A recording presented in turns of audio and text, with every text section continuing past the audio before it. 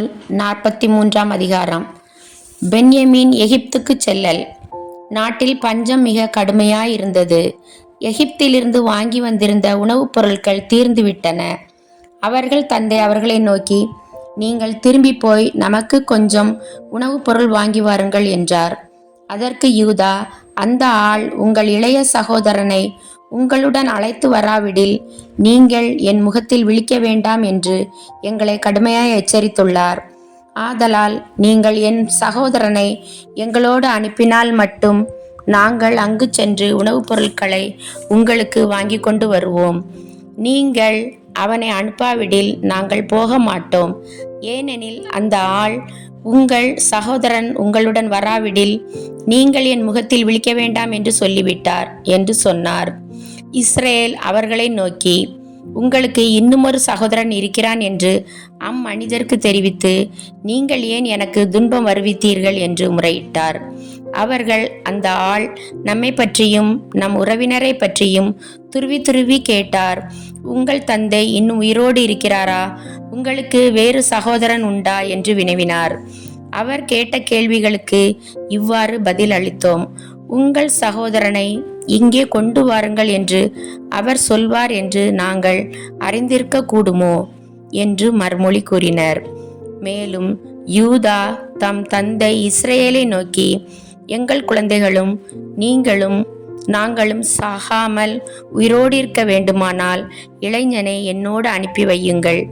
நாங்களும் புறப்பட்டு செல்வோம். அவனுக்கு நானே பொறுப்பாளி. அவனை பற்றிய பொறுப்பை என் கையில் விட்டுவிடுங்கள். நான் அவனை உங்களிடம் கொண்டு வந்து ஒப்புவிக்காவிடில் உங்களுக்கு முன்பாக அப்பழியை என்னாலும் நான் சுமப்பேன். இவ்வளவு காலம் தாழ்த்தீராவிட்டால் இதற்குள் 2 முறை போய் திரும்பி வந்திருக்கலாம் என்றார். அதை கேட்டு அவர்களின் தந்தை இஸ்ரவேல் அவர்களை நோக்கி, அவ்வளவு அவசியமானால் நீங்கள் அப்படியே செய்யுங்கள். ஆனால் இந்த நாட்டின் விளைச்சலில் மிகச் சிறந்த சிலவற்றை உங்கள் பைகளிலே எடுத்துச் செல்லுங்கள். கொஞ்சம் தைல வகைகள், தேன், நறுமண பொருட்கள், வெள்ளைப்போளம், தேவதாரு கொட்டைகள், வாதுமை பருப்பு ஆகியவற்றை அம்மனிதருக்கு காணிக்கையாக கொண்டு செல்லுங்கள்.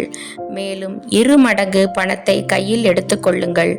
உங்கள் கோணிப்பை வாயில் வைக்கப்பட்டிருந்த பணத்தை நீங்கள் திருப்பி கொடுத்துவிட வேண்டும். ஒருவேளை அது தவறுதலாய் நேர்ந்திருக்க கூடும். உங்கள் சகோதரனை அழைத்து கொண்டு மீண்டும் அந்த மனிதரிடம் செல்லுங்கள். அந்த மனிதர் ஏற்கனவே அங்குள்ள உங்கள் சகோதரனையும் இந்த பென்யமீனையும் உங்களோடு அனுப்பி வைக்கும்படி எல்லாம் வல்ல இறைவன் உங்களுக்கு கருணை காட்டுவாராக. நானோ பிள்ளைகளை இழக்க நேரிட்டதால் பிள்ளைகளை இழந்தவனாகவே இருப்பேன் என்றார். அவர்களும் மேற்குறிப்பிட்ட காணிக்கைகளையும் 2 மடங்கு பணத்தையும் கையில் எடுத்துக்கொண்டு பென்யமீனிடம் எகிப்திற்கு சென்று யோசேப்பின் முன்னிலையில் வந்து நின்றனர்.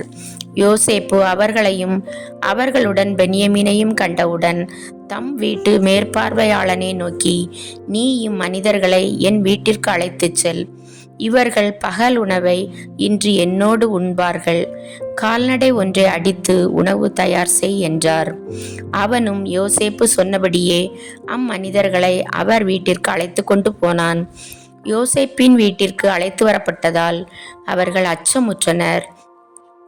ஏனெனில் முன்பு நம் கோணிப்பைகளில் வைக்கப்பட்ட பணத்தை முன்னிட்டே இங்கு கொண்டு வரப்பட்டுள்ளோம். நம்மை தாக்கி மடக்கி அடிமைகளாக்கி நம் கழுதைகளை கைப்பற்றி கொள்ளுமாறு இவ்வாறு கொண்டு வந்திருக்கிறார்களோ என்று நினைத்து கொண்டனர். எனவே அவர்கள் யோசேப்பின் வீட்டு வாயிற்படியிலே மேற்பார்வையாளனை அணுகி கூறியது, ஐயா, முன்பு ஒரு முறை நாங்கள் தானியம் வாங்குவதற்கு இங்கு வந்திருந்தது உண்மையே. திரும்பும் வழியில் சாவடியில் எங்கள் கோணிப்பைகளை திறந்தபோது பைகளின் வாயிலே நாங்கள் கொடுத்த பணம் அப்படியே இருக்க கண்டோம். அதே அளவு திரும்பவும் கையோடு கொண்டு வந்திருக்கிறோம். மேலும் எங்களுக்கு வேண்டியவற்றை வாங்குவதற்கு வேறு பணமும் கையோடு கொண்டு வந்திருக்கிறோம். நாங்கள் முன் கொடுத்த பணத்தை எங்கள் கோணிப்பைகளில் வைத்தது யாரென்று அறியோம் என்றனர். அதற்கு அவன், உங்களுக்கு அமைதி உண்டாகுக, அஞ்ச வேண்டாம். உங்கள் கடவுளும் உங்கள் தந்தையின் கடவுளுமானவர் எங்கள் கோணிப்பைகளில் அந்த பணத்தை உங்களுக்கு புதையலாக தந்திருப்பார். உங்கள் பணம்தான் என்னிடம் வந்ததே என்று சொல்லிய பின் சிமியோனை அவர்களிடம் அழைத்து வந்தான். மேலும் அந்த மனிதன் அவர்களை யோசேப்பின் வீட்டிற்குள் அழைத்து சென்று அவர்களுக்கு தண்ணீர் கொடுத்தான். அவர்கள் தங்கள் பாதங்களை கழுவி கொண்டனர். பின்பு அவர்களுடைய கழுதைகளுக்கு அவன் தீனி போட்டான். நண்பகலில் யோசேப்பு வரும் நேரத்தில் அவருக்கு தருவதற்காக அவர்கள் தங்கள் காணிக்கைகளை தயார் செய்தனர். ஏனென்றால் தாங்கள் அங்கேயே உணவு அருந்தப் போவதாக கேள்விப்பட்டிருந்தனர். யோசேப்பு தம் வீட்டிற்கு வந்தார். வீட்டுக்குள் அவர்கள் கையில் கொண்டு வந்திருந்த காணிக்கைகளை அவர் முன் வைத்து தரை மட்டும் தாழ்ந்து வணங்கினர். அவரோ அவர்களிடம் நலம் விசாரித்தபின், நீங்கள் என்னிடம் சொல்லியிருந்த முதிர் வயதான உங்கள் தந்தை நலமாயிருக்கிறாரா, இன்னும் உயிரோடு இருக்கிறாரா என்று விசாரித்தார். அவர்கள், உங்கள் ஊழியராகிய எங்கள் தந்தை நலமுடன் இருக்கிறார், இன்னும் உயிரோடு இருக்கிறார் என்று பதில் கூறி தரை மட்டும் தாழ்ந்து வணங்கினர். யோசேப்பு கண்களை உயர்த்தி தம் சகோதரனும் தம் தாயின் மகனுமான பென்யமீனை பார்த்து, நீங்கள் என்னிடம் சொல்லியிருந்த உங்கள் இளைய சகோதரன் இவன்தானோ என்று கேட்டபின், மகனே, கடவுள் உனக்கு அருள் புரிவாராக என்றார். யோசேப்பு தம் சகோதரனை கண்டதும் மனம் நெகிழ்ந்து அழுவதற்கு ஓரிடம் தேடினார். உடனே தம் உள்ளறைக்குள் விரைந்து சென்று கண்ணீர் விட்டார். பின்பு முகத்தை கழுவிய பின் வெளியே வந்தார். தம்மை அடக்கி கொண்டு உணவு பரிமாறுங்கள் என்றார். யோசேப்பிற்கு தனியாகவும் சகோதரர்களுக்கு தனியாகவும் அவருடன் உண்ணவிருந்த எகிப்தியருக்கு தனியாகவும் உணவு பரிமாறப்பட்டது. ஏனென்றால் எகிப்தியர் எபிரேயரோடு உண்பதில்லை. அப்படி உண்பதை எகிப்தியர் அருவருப்பாக கருதினர். மேலும் அவர்களுக்கு முன் அவர்களில் மூத்தவன் தலைமகன் உரிமைப்படி முதலாவதாகவும் இளையவர்கள் அவரவர் வயதில் படியும் அமர்த்தப்பட்டதால் ஒருவர் மற்றவரை வியப்புடன் நோக்கினர். யோசேப்பின் முன் வைக்கப்பட்ட தட்டுகளில் நின்று அவர்களுக்கு பரிமாறப்பட்டது மற்றவர்களது பங்கை போல் 5 மடங்கு மிகுதியாக பென்யமீனுக்கு பரிமாறப்பட்டது. அவருடன் அவர்கள் மதுவருந்தி விருந்துண்டனர். 44ஆம் அதிகாரம். காணாமல் போன வெள்ளி கோப்பை. பின்னர் யோசேப்பு தம் வீட்டு மேற்பார்வையாளனை நோக்கி, அவர்களுடைய கோணிப்பைகளில் அவர்கள் தூக்கிச் செல்லும் அளவு தானியம் நிரப்பி அவன் பணத்தை பையின் வாயில் வைத்து கட்டிவிடு. இளையவனது கோணிப்பை வாயில் எனது வெள்ளி கோப்பையையும் தானியத்துக்கு அவன் கொடுத்த பணத்தையும் வைத்து கட்டிவிடு என்று கட்டளையிட்டார். யோசேப்பு சொன்னவாறே அவனும் செய்தான். காலையில் கதிரவன் உதித்ததும் அவர்கள் தங்கள் கழுதைகளோடு அனுப்பி வைக்கப்பட்டனர். அவர்கள் நகரை விட்டு சிறிது தூரம் போயிருப்பர். அப்போது யோசேப்பு தம் வீட்டு மேற்பார்வையாளனை நோக்கி, நீ எழுந்து அம்மனிதர்களை துரத்தி பிடித்து நன்மைக்கு கைமாறாக நீங்கள் தீமை செய்வது ஏன்? இது என் தலைவர் பருக பயன்படுத்துவது அல்லவா? இது அவர் குறிபார்க்க பயன்படுத்துவது அல்லவா? நீங்கள் செய்வது மிக பெரும் மோசடி என்று சொல்வாய் என்றார். அவனும் அவர்களை விரட்டி பிடித்து இந்த வார்த்தைகளை அவர்களுக்கு சொன்னான். அதற்கு அவனிடம், ஐயா, தாங்கள் இப்படி பேசுவதேன்? அடியார்களாகிய நாங்கள் இத்தகைய முறையற்ற செயலை செய்திருப்போமா? நாங்கள் கோணிப்பைகளின் வாயில் கண்ட பணத்தை கூட கானான் நாட்டினின்று உம்மிடம் திரும்ப கொண்டு வந்தோம் அல்லவா? அப்படி இருக்க நாங்கள் தலைவர் வீட்டில் தங்கமாவது வெள்ளியாவது திருடி கொண்டு போவோமா? அடியார்களாகிய எம்முள் எவனிடமாவது அது காணப்பட்டால் அவன் செத்தொழியட்டும், நாங்களும் எங்கள் தலைவருக்கு அடிமைகள் ஆவோம் என்று பதில் கூறினார்கள். அது கேட்டு அவன், நன்று, உங்கள் சொற்களின்படியே ஆகட்டும். அது எவனிடம் அகப்படுமோ அவன் எனக்கு அடிமையாக இருப்பான், மற்றவர்கள் குற்றமற்றவர்களாய் இருப்பீர்கள் என்று அவர்களுக்கு சொன்னான். அப்பொழுது அவர்கள் விரைந்து கோணிப்பைகளை தரையில் இறக்கி வைத்தார்கள். ஒவ்வொருவனும் தன் கோணிப்பையை திறந்தான். மூத்தவன் முதல் இளையவன் வரை அவன் சோதித்த போது அந்த கோப்பை பென்யமீன் பையில் காணப்பட்டது. அப்பொழுது அவர்கள் தங்கள் ஆடைகளை கிழித்து கொண்டு கழுதைகளின் மேல் சுமையை ஏற்றி நகருக்கு திரும்பி வந்தனர். அதுவரை யோசேப்பு அங்கேதான் இருந்தார். யூதா தம் சகோதரருடன் வந்து சேர்ந்தார். அவர்கள் அவருக்கு முன் தரையில் வீழ்ந்து வணங்கினார். யோசேப்பு அவர்களை நோக்கி, நீங்கள் என்ன இப்படி செய்துவிட்டீர்கள்? குறி பார்ப்பதில் என்னை போன்றவர் எவரும் இல்லர் என்பது உங்களுக்கு தெரியாதா என்று வினவினார். அதற்கு யூதா, என் தலைவராகிய தங்களிடம் நாங்கள் என்ன சொல்வோம், என்னதான் பேசுவோம்? எங்கள் மாசின்மையை எப்படி நாங்கள் எண்பிக்க முடியும்? கடவுளே உம் அடியார்களின் தீச்செயலை கண்டுபிடித்தார். இதோ நாங்களும் எவனிடம் கோப்பை கண்டுபிடிக்கப்பட்டதோ அவனும் தங்களுக்கு அடிமைகளாவோம் என்று சொன்னார். அது கேட்டு யோசேப்பு, அத்தகைய முறையற்ற செயலை நான் செய்ய மாட்டேன். கோப்பை எவனிடம் அகப்பட்டதோ அவன் மட்டும் எனக்கு அடிமையாக இருப்பான். மற்றவர்கள் உங்கள் தந்தையிடம் நலமாக செல்லுங்கள் என்றார்.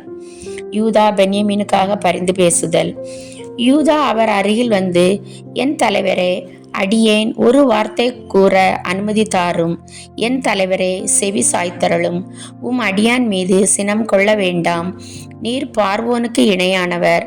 என் தலைவராகிய தாங்கள் உம் பணியாளர்களாகிய எங்களிடம் உங்களுக்கு தந்தையோ சகோதரனோ உண்டா என்று கேட்டீர்கள். அதற்கு நாங்கள், எங்களுக்கு வயது முதிர்ந்த தந்தையும் முதிர்ந்த வயதில் அவருக்கு பிறந்த ஒரு இளைய சகோதரனும் உள்ளனர். அவனுடைய சகோதரன் இறந்துவிட்டான். அவன் தாயின் பிள்ளைகளில் அவன் ஒருவனே இருப்பதால் தந்தை அவன் மேல் அதிக அன்பு கொண்டிருக்கிறார் என்று தலைவராகிய தங்களுக்கு சொன்னோம்.